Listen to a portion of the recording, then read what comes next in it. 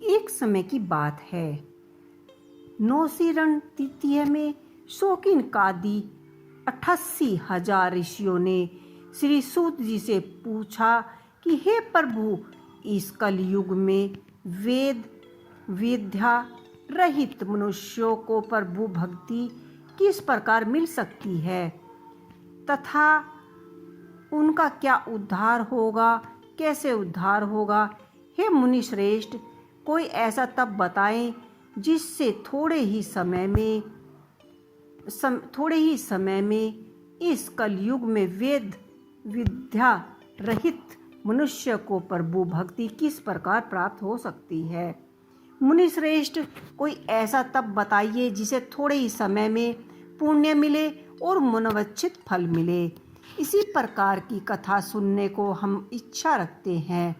सब शास्त्रों के ज्ञाता सूत जी बोले कि हे वैष्णवों में पूज्य, आप सभी के प्राणियों के हित के बात पूछी है, इसलिए मैं एक ऐसा श्रेष्ठ व्रत को आप लोगों को बतलाऊंगा जिसे नारद जी ने लक्ष्मी नारायण जी से पूछा था कि लक्ष्मीपति ने मुनि श्रेष्ठ नारद जी से कहा है, आप सब इसे ध्यान लगाकर सुनना।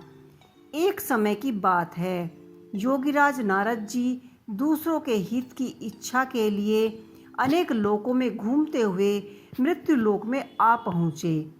यहाँ उन्होंने अनेक योनियों में जन्मे प्राय सभी मनुष्य को अपने कर्मों द्वारा अनेकों दुखों से पीड़ित देखा। इनका दुख देख नारद जी सोचने लगे कि कैसे यत्न किया जाए जिसके करने से निश्चित रूप से मानव के दुखों का अंत हो सके। इसी विचार में मनन करते हुए विष्णु लोक में गए।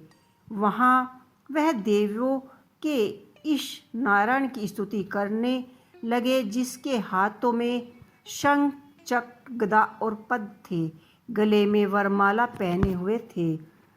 स्तुति करते हुए नारद जी वहाँ बोले कि हे भगवान, आप अत्यंत शक्ति से संपन्न हैं। मन तथा वर्णों भी आपके वर्णन नहीं किया जा सकता। आप आदि मध्य तथा अंत नहीं है। निर्गुण स्वरूप सृष्टि के कारण भक्तों के दुखों को दूर करते हैं। आपको मेरा नमस्कार है। नारद जी की स्तुति सुन विष्णु भगवान जी बोले, हे मुनि श्रेष्ठ, आपके मन में क्या बात है?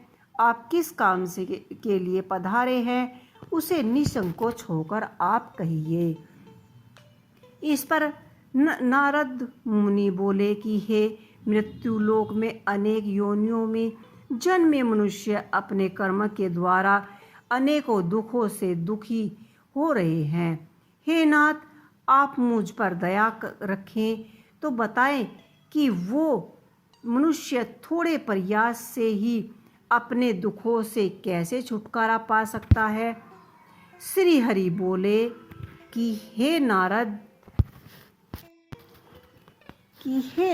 जी, मनुष्यों की भलाई के लिए तुमने मुझसे बहुत ही अच्छा सवाल पूछा है, जिसके करने से मनुष्य मोह से छूट जाता है।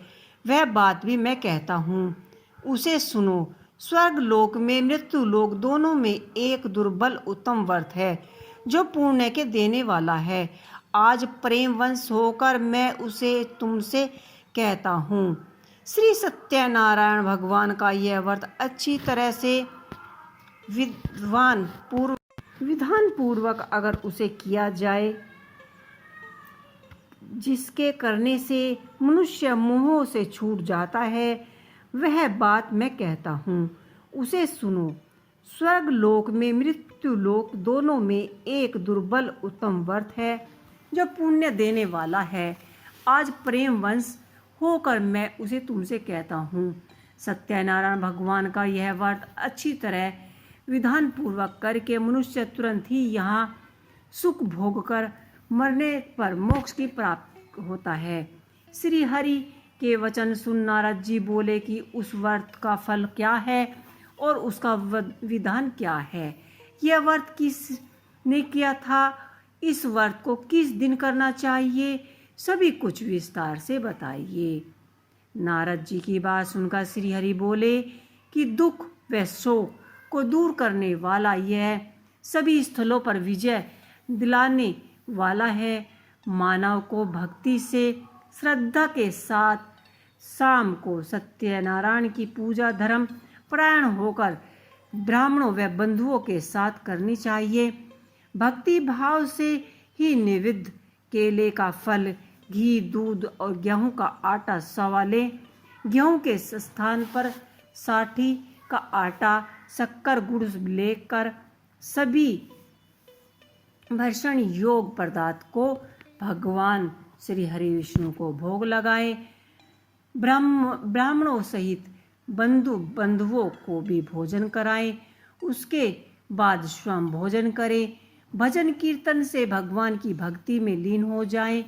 इसी तरह से सत्यनारायण भगवान का यह व्रत करने पर मनुष्य की सारी इच्छाएं निश्चय रूप से ही पूरी होती हैं। इस कली काल अर्थ कल युग में मृत्यु लोक में मोक्ष का यही एक सरल उपाय बताया गया है। श्री सत्यनारायण व्रत कथा का पहला अध्ययन संपूर्ण बोलिए सत्यनारायण भगवान की जय। तो ये थी सत्यनारायण भगवान की व्रत कथा। आपको कैसी लगी मुझे कमेंट बॉक्स में लिख के अवश्य ही बताइए।